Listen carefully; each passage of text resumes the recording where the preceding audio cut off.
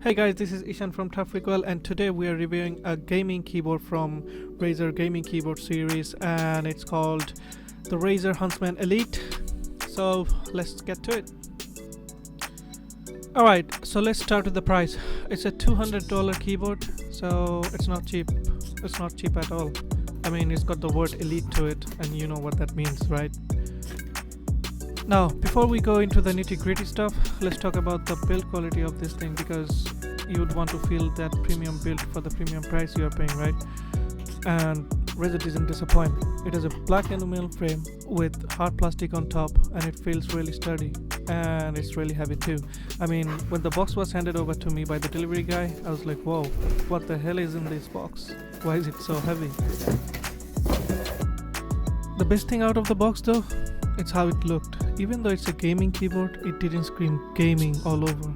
It didn't have those over-the-top design, huge logos that some gaming keyboard has. In fact, it didn't have any Razer logo in the keyboard except on the wrist wrist, and even that was black on black and very subtle, and I like that.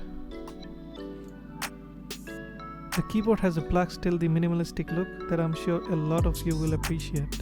It doesn't even look like a Razer product until you turn on those chroma RGB lighting, and as soon as they're on, believe me, it's full on Razer RGB party on the keyboard.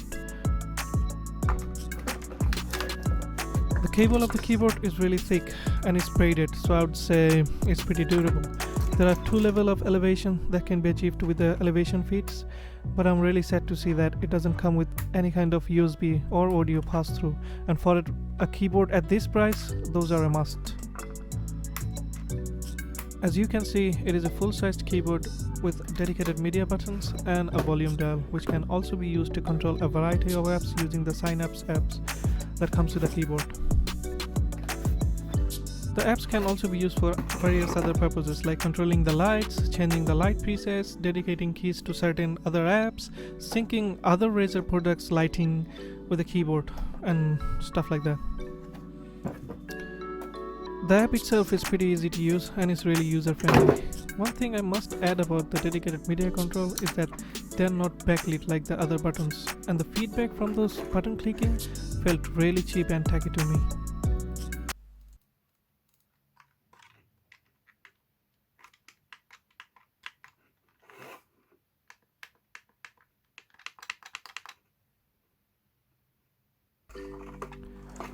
Talking of switches and buttons, Razer uses optomechanical switches. Now, I'm not gonna bore you by explaining what it does and how it works, but these switches are faster than MX Blues and can give you the tactile feedback that Blue gives without putting that much force into it.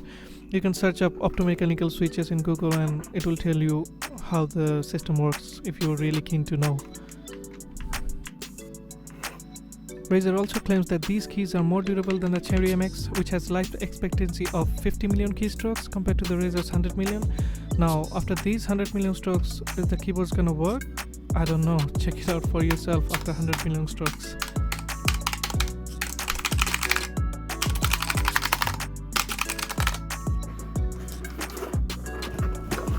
Right, enough about the buttons. Now let's talk about the most exciting part of the keyboard, and for me it was the wrist rest.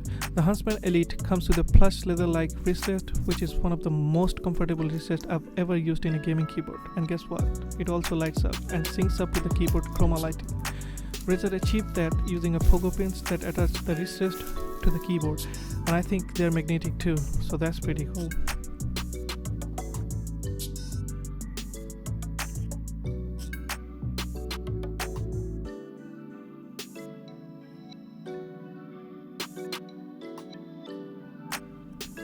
Overall, this is a really nice keyboard. Yes, it is a bit overpriced, but it's Razer, right? They're always kind of expensive. So yeah, that's it for our Razer Huntsman Elite keyboard review. If you found our video useful, please like, comment, subscribe, and let us know what you think about this keyboard. Thank you.